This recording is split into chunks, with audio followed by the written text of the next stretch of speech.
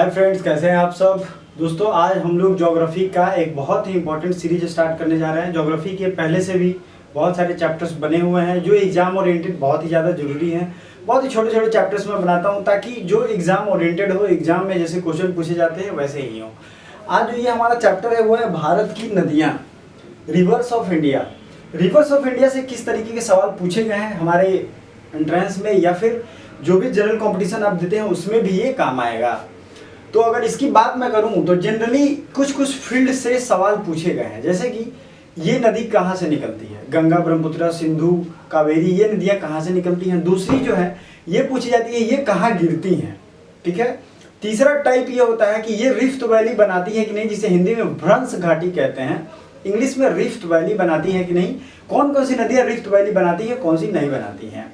इन सब चीज़ों को अगर हम लोग याद कर लें, कौन कहाँ से गुजरती है किस स्टेट में, इन सब चीज़ों को तो मैं मैप से आपके दिमाग में सेट कर दूंगा। बट उसके पहले आप इन सब का उद्गम स्थल, इनकी सहायक नदियाँ, ट्रिब्यूटरी, लेफ्ट राइट दोनों थोड़ा बहुत याद होना चाहिए। एटलीस्ट ये तो याद होना चाहिए कि ये गंगा और यमुना की या किसकी सहायक नदी है।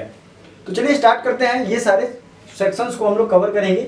भारत की नदियों को सबसे पहले शुरू करने से पहले आप ये जानिए कि नदियाँ शुरू कहाँ से होती है। नदियाँ कहीं भी बर्फ पिघलता है तभी से शुरू होगा, या फिर मानसून के समय में बारिश होता है तब भी वो उस चैनलाइज होती है और पानी जो बहता है। दो तरह के नदी के सिस्टम है हमारे पास। एक तो है अरब सागर में जो गिरती है नदियाँ, उनके बारे में, जिसमें सिंधु, ताप्ती, माही और पेरियार ये प्रमुख रूप से हैं। नर्मदा भी इसी में आता है। नर्मदा और ताप्ती के बारे में मैंने बताया, ये भ्रंश घाटी बनाती हैं और इनको मैं मैप्स में अपने डेली करंट अफेयर्स में रिवीजन कराता हूँ। जब आप मैप देखते हैं तो उसमें भी इसे देख सकते हैं। डेली आपका ऑटोमेटिक रिवीजन होगा अगर करंट अफेयर्स देखते हैं तो। करंट अफेयर्स के साथ हम 100 से 150 स्पेशल जीएस के फैक्ट्स भी रिवीजन कराते हैं। साथ ही साथ जल्द ही हम टेस्ट सीरीज भी लॉन्च करने वाले हैं। तो अरब सागर में सिंधु, ताप्ती, माही, पेरियार, इन सब नदियाँ जो है वहाँ जाके अरब सागर में मिल जाती हैं, इनका मुहाना वहाँ है। तो बाकी जितनी भी नदियाँ हैं वो बंगाल की खाड़ी में गिरती है। आपके दिमाग में ये ट्रिक सेट हो जाना चाहिए। हमने एक साइड के याद कर लिए, वेस्टर्न साइड में अरब सागर है तो वो सारी नदियां जो है अरब सागर में गिर जाती है। सिंधु, ताप्ती, माही, पेरियार केरल की नदी है, माही गुजरात की नदी है, सिंधु को तो आप जानते ही हैं, और ये सारी नदियां। लेकिन इसके साथ जो मेन कंफ्यूजन होता है बंगाल की खाड़ी में वो आपका दूर हो गया। अब आते हैं एक और बेस्ट है जिसपे बात किया जाता है। हिमालयन नदियाँ होती हैं और एक पठारी क्षेत्र की नदियाँ होती हैं। अगर हम नदियों को भाग में बांटेंगे तो दो टाइप से नदियाँ आती हैं हमारे सामने। एक तो है हिमालय क्षेत्र की नदियाँ और दूसरी जो है वो पठारी क्षेत्र की नदियाँ। हिमालय मतलब जिनमें हमेशा, इनके कुछ खासियतों में, इनमें हमेशा पानी रहेगा, ये हमेशा भरी रहती हैं, इनकी वजह से बाढ़ बहुत ज़्यादा आते हैं और ये बर्फ़ के पिघलने से शुरू होती हैं। ये अपने रास्ते में बहुत सारी आकृतियों का निर्माण करती हैं। साथ ही साथ पठारी क्षेत्र की नदियाँ जो हैं ये मानसून के बारिश के साथ ज़्यादा बहती हैं और बाकी टाइम में सूखी टाइप रहती हैं।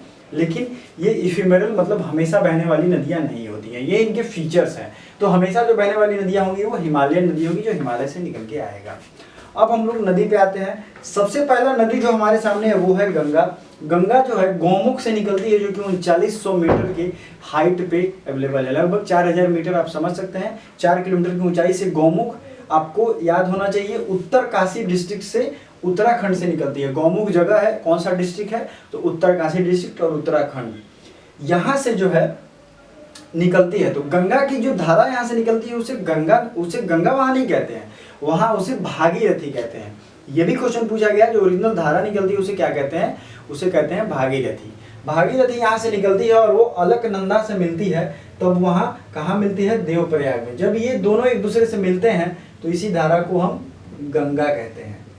एक चीज क्लियरली अपने दिमाग में आप डालिए, भागीरथी अलकनंदा से मिली देवप्रयाग में, देव के जो स्थान है वहां से। तो भागीरथी भी एक ऋषि थे और अलकनंदा भी एक पवित्र जगह है, तो कहाँ मिलेंगे, देवप्रयाग में। ये सबसे ज्यादा मोस्ट इंपॉर्टेंट है और कई बार पूछा गया है एग्जाम्स में, तो आपको ये ध्यान रखना है। मोस्ट इंपॉर्टेंट है इसलिए मैं कह रहा हूँ देवप्रयाग में ये पूछा गया है, तो इसको रट्टा मार लीजिए। अब बात करते हैं, अलकनंदा ऐसे आती है और भागीरथी यहाँ उससे मिलती है। अलकनंदा जो है वो कहीं से निकलती है और इस तरह से वो आएंगी, बीच में इनसे और भी सारी अलकनंदा से नदियां मिलती हैं, उनको मैंने यहाँ लिख दिया, आप स्क्रीनशॉट ले सकते हैं। मंदाकिनी जो है अलकनंदा से मिलती है रुद्रप्रयाग में। पिंडार जो है अलकनंदा से मिलती है कर्णप्रयाग में। नंदाकिनी जो है वो मिलती है अलकनंदा से नंद प्रयाग में। इसको तो आप याद कर सकते मंदाकिनी नंद, ठीक है। पिंडार जो है वो कर्ण, पिंड कर्ण ऐसे याद कर लीजिए। मंदाकिनी रुद्र, मंदाकिनी की रुद्र ऐसे सेटिंग कर लीजिए। ये आपको क्लियरली आपके दिमाग में सेट हो जाना चाहिए, ठीक है। और जो है अलकनंदा से विष्णु गंगा और धौली गंगा ये भी मिलते हैं विष्णु प्रयाग में, ठीक है। ये दो धाराएं मिलके बनती हैं और विष्णु प्रयाग में मिलती हैं, जहाँ विष्णु जो गंगा है वो। तो ये एक एग्जैक्ट आपकी चीजें पूछे जाने वाली हैं, इसलिए मैंने यहाँ मेंशन कर दिया है। अब बात करते हैं गंगा की धारा जो है धरती पे आ जाती है उत्तराखंड के हरी की पौड़ी जो जगह है वहाँ पे, वहाँ से वो धरातल पर आ जाती है और एक तरीके से वहाँ से उनका बहाव शुरू होगा भारत के अलग अलग हिस्सों में। एक सवाल पूछा जाता है कि भारत में गंगा जो है कितने किलोमीटर बहती है, तो आपको याद रखना चाहिए 2550 किलोमीटर भारत की सबसे लंबी नदी ये है। भारत की सबसे लंबी नदी की लंबाई कितनी है? 2550 किलोमीटर। अब जो है सबसे ज़्यादा ये यूपी में 1450 किलोमीटर है, बिहार में 445 किलोमीटर है, बंगाल में 520 किलोमीटर है, उत्तराखंड में 110 किलोमीटर है। ध्यान दीजिए एक चीज़, यहाँ देख रहे होंगे बंगाल में ज़्यादा है, बिहार में कम है, तो इस चीज़ को आप जरूर समझिए। जब गंगा नदी बंगाल से होते हुए, बिहार से होते हुए बंगाल में प्रवेश करती है तो उसे क्या कहते हैं? पद्मा कहते हैं। लेकिन वही पद्मा जब उधर से ब्रह्मपुत्र आती है असम से होते हुए और इधर से गई गंगा नदी और इधर से आ गया ब्रह्मपुत्र नदी, तो ये हो गई पद्मा और ये ब्रह्मपुत्र। तो ये जहाँ मिलती है उसके बाद जो रिवर लाइन होता है उसे मेघना कहते हैं। तो आप इस बात को भली भांति समझ जाइए कि मेघना लास्ट में है, पद्मा पहले बंगाल में उसे कहते हैं, ठीक है। ये सब क्लियरली आपके दिमाग में जब आइडिया होगा, कॉन्सेप्ट होगा, तो आप बहुत तरीके से कंफ्यूजन से बचेंगे और आपकी कॉन्सेप्ट जो है वो क्लैरिटी बहुत ही अच्छी होगी। प्लीज़ वीडियो को लाइक शेयर एंड सब्सक्राइब जरूर कर दें चैनल पर अगर आपने पहली बार विजिट किया है तो। और thank you for watching all my videos and आप सारे ने बहुत सारा प्यार दिखाया है, सो इसके लिए भी वेरी थैंक यू। अब बात करते हैं उत्तरकाशी, आपने देख लिया, सब चीज़ों को मेंशन कर लिया, पद्मा कहाँ कहते हैं ये भी देख लिया। अब बात करेंगे कि गंगा की जो ट्रिब्यूटरी जो सहायक नदियां हैं वो, इसका इतना जबरदस्त ट्रिक है मेरे पास। लेफ्ट मतलब बायां, राइट मतलब दायां, ये तो आपको पता होगा, इसमें कंफ्यूजन नहीं होगा। जो लेफ्ट बैंक ट्रिब्यूटरी और राइट बैंक ट्रिब्यूटरी होता क्या है? देखिए नदी अगर ऐसे बहती है तो उस साइड में अगर आप खड़े हो जाएंगे ऐसे, तो आपका लेफ्ट नदी का लेफ्ट, अगर इधर से आ रही है नदी तो ऐसे खड़े हो जाएंगे तो उसका लेफ्ट और आपका लेफ्ट सेम होगा। इस तरीके से डिसाइड किया जाता है। तो नदी अगर ऐसे बह रही है तो अगर ऊपर से आएगा तो क्या होगा? लेफ्ट होगा, और नीचे से जाएगा वो राइट होगा। तो गंगा ऐसे आती है और नीचे से जो जितनी भी नदियां हैं वो राइट हो जाएंगी, ऊपर से जो होंगी वो लेफ्ट हो जाएगा। इसमें कंफ्यूज नहीं होइएगा, ये बहुत साइंटिफिक प्रोसेस है। आप अगर सही से समझेंगे तो समझ जाएंगे। अपने आप उस जगह पे खड़े होकर देखिए जहां से गंगा निकल रही है, तो आपको खुद वो पता चल जाएगा। अब बात करते हैं लेफ्ट में जितनी भी नदियां सब में गौ लगा है, देखिए आप कंफ्यूज नहीं होंगे। रामगंगा, गोमती, घाघरा, गंडक, कोसी, महानंदा, 3 गौ वाले हैं। घाघरा भी गौ के बाद घौ आता है, कोसी और महानंदा आपको एक याद करना है, ठीक है। ये एक बहुत अच्छा ट्रिक है। अगर राइट बैंक ट्रिब्यूटरी की याद करें तो सोन जो है वो एक राइट बैंक ट्रिब्यूटरी है और यमुना जो है ये भी एक राइट बैंक ट्रिब्यूटरी है।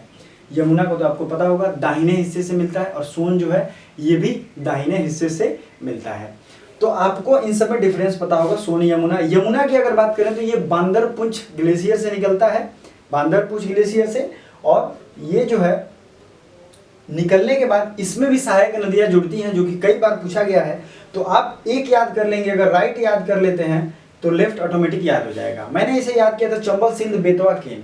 अब इसका एक ट्रिक है, सोन केन का बेटा सिंध चंबल, आप इसे याद कर लीजिए। सीडीएस में मैं एग्जाम देने गया था तो ये ट्रिक बहुत काम आया था। सोन केन का बेटा Sindh Chambal, please note it down. Son Ken का बेटा सिंध चंबल, ये जो है इसके राइट बैंक ट्रिब्यूटरी है, तो इसके अलावे जो होंगे वो लेफ्ट बैंक ट्रिब्यूटरी होंगे। तो आई होप आपके लिए ये बहुत ईजी हो गया होगा। तो आप इसे समझ सकते हैं। राइट बैंक हमने देख लिया, फिर हिंडन, रिंड, सिंगार और वरुण, ये जो है इसके लेफ्ट बैंक या बायां जो है, बाएं साइड से सहायक नदियां हैं। बायां और दायां आप देख लिया। अब हम कुछ और जो गंगा में नदियां मिलती हैं उनसे डायरेक्ट सवाल पूछे जाते हैं कि वो कहाँ से निकलती हैं, उसी को देखेंगे लिस्ट के सहारे।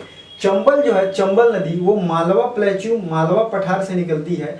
आपको ये ध्यान रखना चाहिए, मालवा कहाँ है? मध्य प्रदेश में, के मालवा पठार से निकलती है।